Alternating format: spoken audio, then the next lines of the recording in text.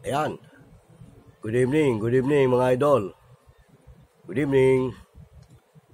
Welcome po muli sa ating channel, ha. Shoutout po muli sa ating mga idol dyan. Samang kayong panig ng ating bansa na roon, mga idol. Pinabati ko kayo ng isang magandang gabi. Siyempre, mga idol, tulad pa rin ng dati, ang ating pag-uusapan at tatalakayin ay may kaugnayan pa rin sa mga napapanahong usapan tungkol sa ating mga napapanood na may kaugnayan sa larangan ng mga kababalaghan, lalo na sa ating mga ghost explorer at ghost hunter na mga idol. Tatalakayan lang natin yung napanood ko doon sa programa ni Idol Bungo. Shoutout ka pala sa iyo, Idol Bungo. Napanood ko yung programa mo na tinatalakay nyo yung tungkol sa sistema ng sidekick. Ngayon, liwanagin natin mga idol yung sidekick. Ewan ko lang sa iba kung ano ang pagkaunawa nila dyan sa tinatawag na sidekick. Alam nyo, nabanggit ko na sa inyo mga idol na ako yung naging kasama ng bayaw kong manggagamot nung siya nabubuhay pa. At yung bayaw kong manggagamot, meron siyang sidekick. Ang trabaho ng sidekick mga idol, sa pagkaalam ko, dahil nga matagal din ako nakasama sa ganyan, siya ang tumatawag doon sa mga nananalbahe sa biktima nung ginagamot ng isang albularyo tulad ng bayaw ko. At yung mga sidekick na yan, mga idol, bukas ang third eye niyan. May kapangyarihan yan, tawagin kung sino man yung namiminsala. Elemento man yan, masamang espiritu man yan, o ano man yan. Kahit na tao na mangkukulam, kaya niyang tawagin ang espiritu nito. At lahat ng mga may kinalaman sa sistema ng ganyang mga pangyayari, kaya niyang tawagin at iharap doon sa manggagamot. Although yung manggagamot ay hindi nakakakita ng mga ganyang mga bagay dahil siya nga ang nakakakita dahil meron siyang tinatawag na third eye. Bukas ang third eye niyan mga idol. Kaya sinasabi ko sa iyo, yung mga may third eye, may kapangyarihan yan. Kasama ng kanyang third eye, yung kapangyarihan. Tulad nung nakasama nga namin ang binabanggit ko sa inyo na may third eye. May kapangyarihan yan, idol, at takot dyan ang mga anumang uri ng elemento. Dahil wala nga makakapagtago sa kanya. Anytime, pwede niyang tawagin, pwede niyang kunin, dahil nga sa kanyang taglay na kapangyarihan. At mga idol, yung mga sidekick, karamihan dyan, ang naglalagay ng kapangyarihan dyan, yung mismong albularyo o yung manggagamot na kakasangkapanin siya. Tulad nung nakasama namin na bata. Karamihan ginagawang sidekick bata eh. Bata't hindi lalagpas ng 12 anyos. Mula 8 ata hanggang 10 years old. Yan. Kasi nga yung bayaw ko, nung meron kaming pinuntahan na gagamutin niya, hindi namin kasama yung kasama naming may third eye. Gumamit siya ng bata para kasangkapanin, hanapin kung sino yung sumasalbahe doon sa kanyang gagamutin. Ganyan mga idol, ang ginawa ng bayaw ko, inihipan siya sa ulo, binuksan yung kanyang third eye, kumbaga, kinargahan siya. Ganyan. Sa tatlong ihip-ihip sa ulo mga idol, tinatanong ng bayaw ko kung may nakikita na siyang liwanag. Kapag sumagot yung bata na may liwanag din siyang nakikita, at yung mga sidekick, sa primero, tinatakpan ng mata niyan, pinipiringan niyan, para wala siyang makitang kung ano-ano. Dahil bubuksan nga yung kanyang third eye. Pag tinanong yung bata kung may liwanag din siya nakikita at sumagot yung bata, tatanungin niya yung bata, sino ang nasa paligid namin? Tumatagos na ba ang paningin mo dyan sa nakapiring sa'yo? sinabi ng bata, oo, nakikita ko ng lahat. Pag tinanong isa-isa yung nakapalibot sa amin, nasabi ng bata, alam ng bayaw ko na bukas na yung kanyang third eye. Ngayon, pag sinabi ng bayaw ko, hanapin mo yung sumasalbahe dito, tignan mo kung sino ang sumasalbahe dito. Yun ang trabaho ng sidekick, mga idol. Magtataka ka, gaganong-ganon lang yung gaganong-ganon. Ganyan, pag ganun-ganon lang. May konti, sasabihin na, nakita ko na. O, matandang babae. Halimbawa, matandang babae na nananalbahe.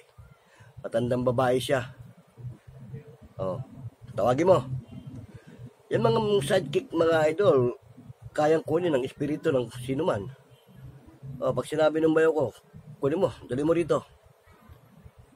O, pag sinabi ng sidekick na, andyan na, sa harapan mo. Siyempre, hindi naman nakikita ng bayo ko eh. Lalo ang espiritu, hindi mo makikita yan. Pag tinanong ng bayaw ko, ba't mo sinasalbahe ito? Yung sidekick ang nakakaalam doon sa sinasabi nung kinuha ng espiritu o kung sino pa man. Pag sumagot yun, sasabihin ng sidekick, kasi ganun daw, ganyan. Kaya siya binigyan ng sakit. Ganon. Kaya yung sinasabi nung ka-debate mo, idol, na psychology lang na sinasayko lang yung hindi niya sinasayko yun. Talagang nakakausap niya yung nananalbahe. At siya nga ang kinakasangkapan ng manggagamot para malaman kung ano ang sinasabi nung nananalbahe dito sa kanyang ginagamot. At pag sinabi nung bayaw ko na, tanggalin mo lahat ng nilagay mo rito. O, sasabihin doon sa sidekick niya, tingnan mo, kung inaalis niya. Pag sinabi nung sidekick na, o kuya, inaalis na po niya. O, yon. Pag sinabi nung tapos na raw ho, wala na. Suri mo, baka may naiwan pa. Pag sinuri nung sidekick niya na may naiwan pa, kahit gabutil na kung ano pa man yung nilagay, sasabihin nung hindi mo pa natatapos lahat meron ka pang iniwan. Tanggalin mo yan, pag ako nagtanggal yan, lalagay ko sa tuktok mo yan. Pagka tinanggal na, sasabihin nung sidekick, sisipatin niya yung buong katawan. Kaya sabi sa iyo, yung mga may third eye, daig pang x-ray machine eh. Pag sinipat yung buong katawan ng pasyente, kita niya lahat yan eh. Pag sinabi ng sidekick na, kuya, wala na po. Malinis na yung katawan niya. Yon. Sasabihin ng bayaw ko doon sa bigawa, huwag mo nang ulitin. Dahil pag inulit mo yan, sa pangalawang pagkakataon na tawagin ka namin, ganun ka na. Yung bayaw ko pumupuksa talaga yun. Walang pinapatawad yun. Kapag ka pinagbigyan ka ng primero sa susunod. Ayaw ng bayaw ko nung paulit-ulit. Ngayon, pag elemento naman ng may gawa, pag sinabi ng sidekick, pag sinabi, hanapin mo nga, minsan yung mga elemento, matatapang yan eh. Kahit nandiyan yung sidekick, andyan din yan eh. Sabi, hindi na natin kailangan hanapin kuya. Ayan na, andito eh. Nakikinig nga eh, nag-uusyoso. Pagka ganun, hindi na nga pinapalagpas ng bayaw ko yun eh. Sige, turo mo. Pag tinuro nung sidekick at binugahan yung kamay, yung braso, patay agad yun. Puksa agad. Tapos sasabihin doon sa sidekick, tanggalin mo na lang kung ano nilagay. At yung bayaw ko, kapag yun ang nanggamot, naalis na lahat yung ginawa nung nananalbahe, kung sino pa man yung nananalbahe, elemento man yan itinuturo niya agad sa manggagamot, sa doktor. Magpa-doktor ka na. Wala nang sabihin sa'yo. Papasok na ang anumang gamot ng doktor. At malalaman na ng doktor yung findings ng sakit mo. Kasi mga idol yung karamihan sa ganyan, kapag alam kung ano yung diferensya mo, may normal kang karamdaman, yun ang sasabayan. Para wag mahalata na sinasalbahe yung tao. Yung idol natin na nagpupunsoy, hindi ko nababanggitin yung pangalan para sa kanyang kapakanan, sabi nga niya sa panahon natin ngayon, yung mga mangkukulam, moderno na rin. Tama siya doon. Kasi kung anong karamdaman mo, doon ka titirahin. Halimbawa, may high blood ka. Nangyari sa amin yan. Meron kaming kapitbahay na may high blood, doon siya tinira nung manggagaway. Oo, ganoon. Tama yung sinabi ng kaibigan nating punsunista. Moderno na sila ngayon. Kung anong diferensya mo, may normal kang sakit, doon ka dadaanin. Hindi ka naman malata. Siyempre, kung ano ba, high blood ka. Pag pinataas ang alta pressure mo, sino magsasabing may sumasalbahe sa'yo? O, di ba? Check upin ka man ng doktor, makikita talaga, high blood ka. Taas ng dugo mo. Ano, mga idol?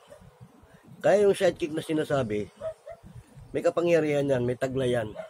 Hindi yan makakatawag ng anumang mga elemento o anumang mga espiritu kung walang taglay at kung hindi niya nakikita yung dapat niyang hanapin. Kaya sabi siya yung mga meteor daig pa extremas yan at walang malayo, walang malapit yan. Kahit nakasaldo-palop yung may gawa, pag hinanap niya at sinipat niya, split seconds, kita agad. Oo, ganun. Kaya idol, tama yung sinabi mo na ang sidekick may kapangyarihan at bukas ang third eye niyan. Okay. Pero idol, karamihan ng mga sidekick ng manggagamot, karamihan dyan bata. Bihira ang sidekick na may edad na. Kasi sabi nga ng bayaw ko, mahirap daw buksan ang third eye nung may edad na. Mahirap lang papasukin yung kapangyarihan sa kanya. Pero pag sa bata nga naman, ang inaano yata ng bayaw ko, mga 7 years old pataas. Hanggang 10. Pag lumagpas na ng 10 o mga 12, medyo tinatanggihan na niya yan. Tsaka, mahirap na raw pasukan yan. O baka, impostor ang pumasok yan, mahirap na. O kasi yung mga nagbubukas ng third eye ng sidekick, minsan, impostor pumapasok yan eh. Kaya meron nga kaming alalay na totoong may third eye. Walang nagbigay sa kanya, kusang kaloob yun. Pag mayroon siyang ginamit na sidekick, sinasabi niya rin sa may third eye, tignan mo nga, kung impostor yan. Pag sinabi na may third eye, kuya, impostor yan.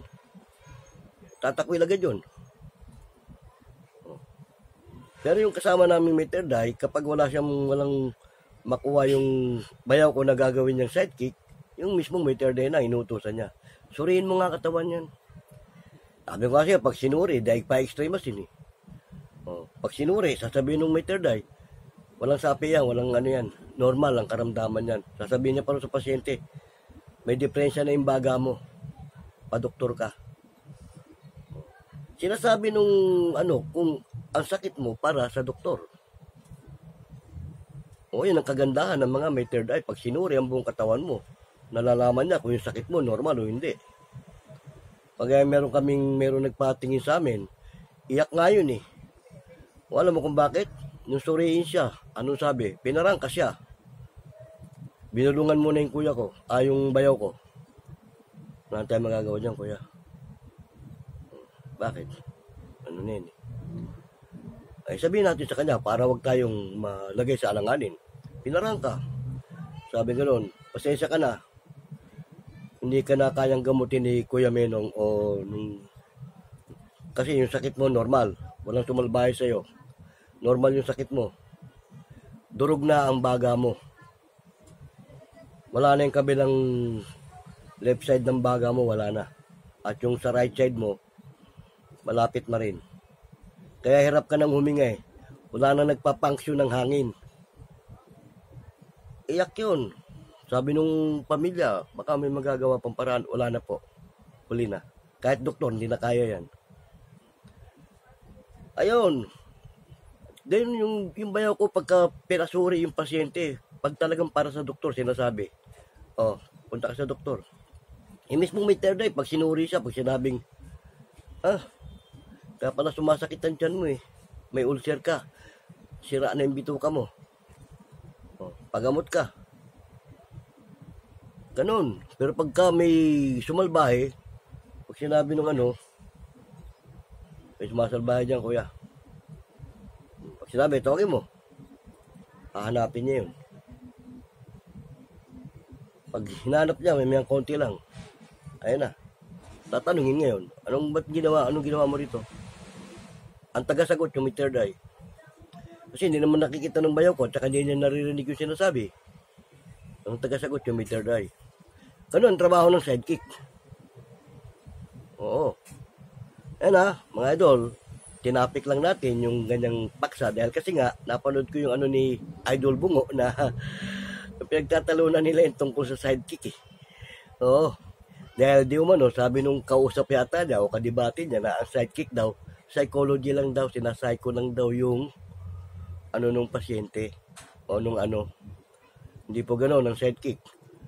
Ang sidekick may kapangyarihan, bukas ng third eye, kayang sipatin lahat.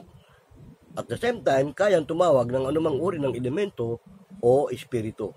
Kahit espiritu ng buhay, kaya niyang kunin sa katawan mo. Okay, meron nga kaming inanuno na sinalbahe, kaya lang hindi natawag yung espiritu, hindi nakuha yung espiritu kasi ganito. Kapag nalaman ng bayaw ko na nasa galaan yung may gawa, sasabihin ng Peter Day, kuya, nasa galaan ito eh. Kung kukunin ko ang espiritu niya, mamamatayan. Oo. Wag na. Sige. Sa susunod na natin tawagin. Jack, mamayang gabi. Andyan na sa bahay yan, namamahinga na yan. Binibigyan ng pagkakataon. O sige, ikaw na lang magtanggal, tanggalin mo kung ano yung mga nilagay. At mamaya natin siya babalikan. Pag tinanggal yung nilagay doon sa pasyente, makakaraos yung pasyente. Tapos i-spray kitin yung bayaw ko. Pag kami lang sa gabi, tatawagin yun. Oo. Babanggitin yung pangalan nung tinarantado niya o sinalbahe niya. Sasabihin ng bayaw ko, pag inulit mo yan, maswerte ka at nasa galaan ka kanina kaya hindi ka namin inano. Pero sa susunod, pag inulit mo yan, ikaw ang papatay sa sarili mo. O kasi sabi nga nung bayaw ko, pag inalis yung espiritu ng tao at nasa galaan, ano mangyayari doon? Eh pag nasa bahay lang yun, tanggalin man yung espiritu nun, nasa bahay lang eh. Mawawala lang ng malay yun, mahahando sa ilan yun. At pag hindi na pinabalik yung espiritu nun, yun na, matutuluyan na yun. Ano ba magiging findings lang nun? Yung ganon, atake lang yun. Siyempre pag nahando sa iyo, tatakbo ng ospital. Wala yung espiritu niya sa kanya. Pag pinulsahan nyo, wala na. O, di ba? Ganon. Yan ang trabaho ng sidekick. O. Pero sana, kahit sa maikling sandali ng ating kwentuhan, nakapulot kayo ng detalye tungkol sa sidekick ng manggagamot o ng albularyo. O, yung bayaw ko, mabait yun. Pero madupit yun. Kapag alam niya nasa galaan yung may gawa, lalo tao mangkukulam, gaano ka katinding mangkukulam, rerespetuhin yung ano mo dahil kung nasa galaan ka. Pero pipidbackan ka sa gabi. Pero pag inulit mo, tinanggal na nung bayaw ko yung ginawa mo doon sa pasyente, tinanggal nung may third eye, binalikan mo, inulit mo, wala ka ng pagkakataon. Sigurado, ang magiging findings lang ng doktor sa'yo, inatake ka. Ganon katindi mga idol. Bueno, salamat na marami sa maikling sandali ng ating kwentuhan ay meron kayo na pulot o may nakuha kayong idea. Ito pong muli inyong lingkod, si Boyet ng Vlogs TV. Shoutout sa iyo uli, idol, Bungo, At sa iba pa natin mga idol dyan, na Ghost Hunter, mga Ghost Explorer. Muli, magpapayo ako sa inyo, ingat lang, ingat sa inyong ginagawa dahil delikado ang inyong trabaho. Bueno hanggang sa muli, paalam!